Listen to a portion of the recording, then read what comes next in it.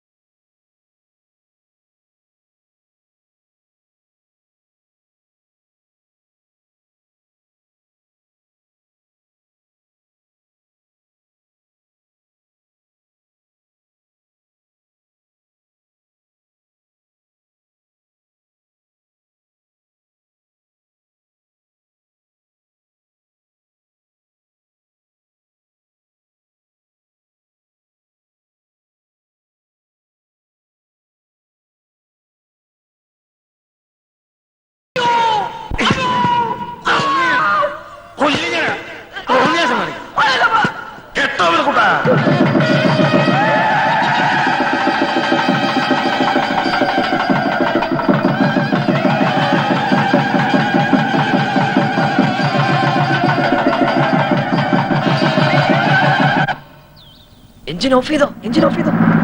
കൈമൾ മാഷ്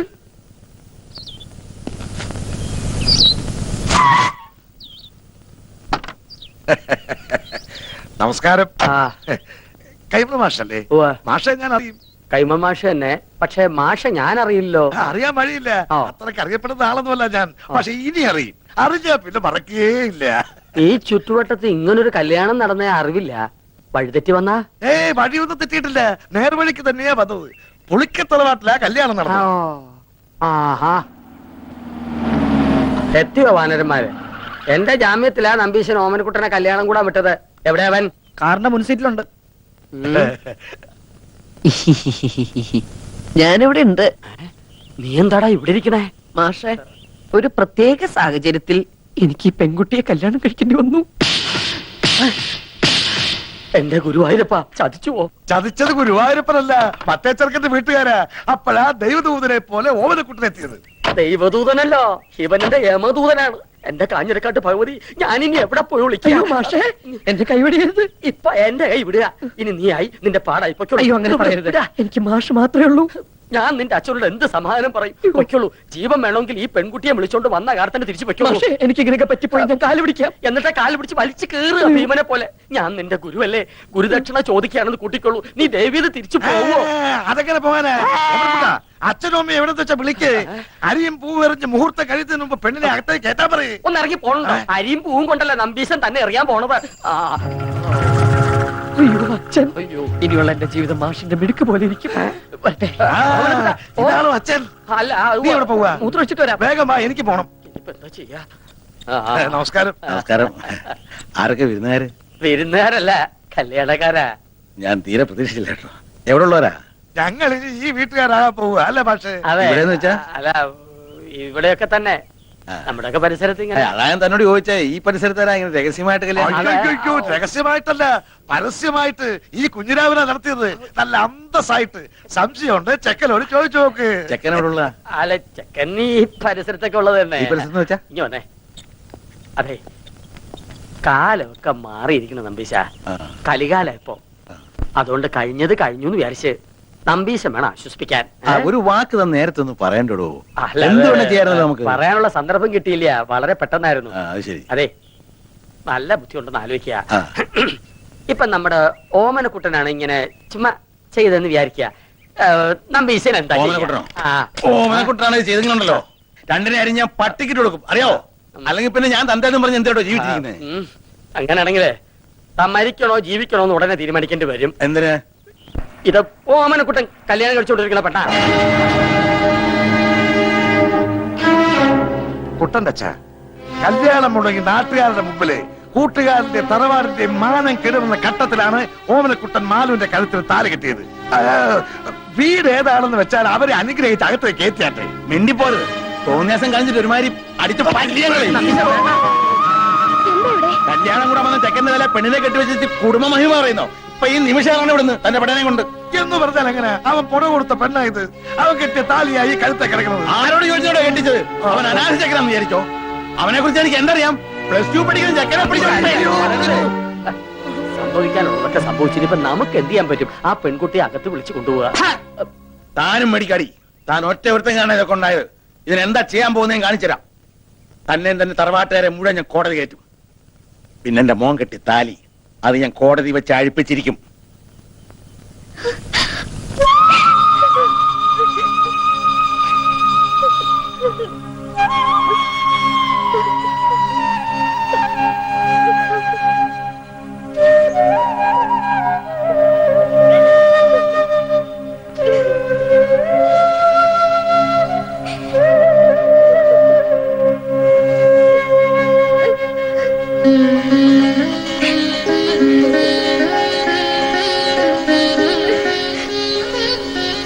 ശരിയോ തെറ്റോ എന്നൊന്നും എനിക്കറിയില്ല.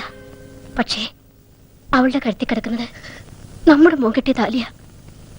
അത് കെട്ടിയത്ര എളുപ്പത്തില് പറിച്ചറിയാൻ പറ്റില്ല.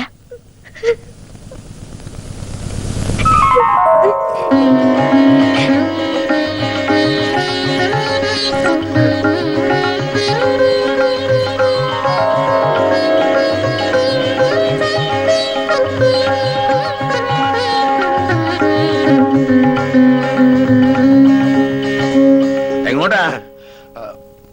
ഞാൻ അകത്തേക്ക്. താൻ പോണ്ട. ഇനി ഈ ബന്ധത്തിന്റെ പേരും പറഞ്ഞ് താനോ തന്റെ തറവാട്ടിൽ ആരെങ്കിലും ഈ പടി ചവിട്ടി അരിഞ്ഞു കളഞ്ഞൻ.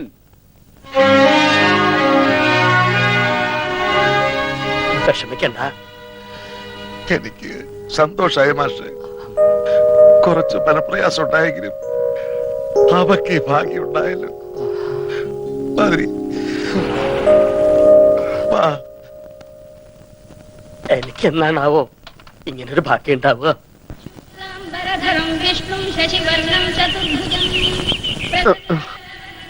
അനന്തശയനം മതിയാക്കുക.